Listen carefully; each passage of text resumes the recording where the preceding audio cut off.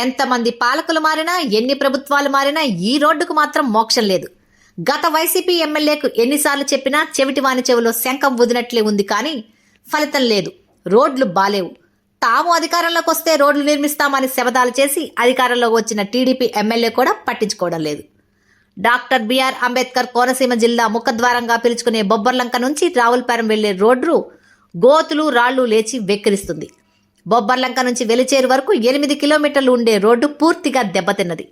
ప్రతి శనివారం కోనసీమ తిరుమలగా ప్రసిద్ధి చెందిన వాడపల్లి వెంకటేశ్వర స్వామి దేవస్థానానికి వెళ్లే భక్తుల వాహనాలు ఎక్కువగా ఉంటాయి. ఇతర జిల్లాలు, రాష్ట్రాల నుంచి భక్తులు వస్తుంటారు. ఈ రోడ్డు చూసి ప్రభుత్వాన్ని, అధికారులను తిట్టని వారు లేరనే చెప్పాలి. అంత దరిద్రంగా ఉంటుంది. మరి నిత్యం వేల సంఖ్యలో వాహనాలు రాకపోకలు సాగించే ప్రధాన రహదారి దుస్థితి ఇది. వెలిచేరు నుంచి ఆత్రేయపురం వరకు గత వైసీపీ ఎమ్మెల్యే జగ్గిరెడ్డి వేశారు. ఈ 8 కిలోమీటర్ల రోడ్డును మాత్రం గాలికి వదిలేశారు. ఎంతమంది అడిగినా, స్వయంగా ఆయనే ఎన్నోసార్లు ఆ గోతుల రోడ్డుపై ప్రయాణించినా చెల్లం లేదు. కానీ ముంబై కంటే పెద్ద సిటీ అనుకొని తన సొంత పల్లెటూరు గోపాలపురానికి మాత్రం రింగు రోడ్డు మాదిరిగా 25 కోట్ల రూపాయలు ఖర్చు పెట్టి మరీ రోడ్డు వేయించాడు.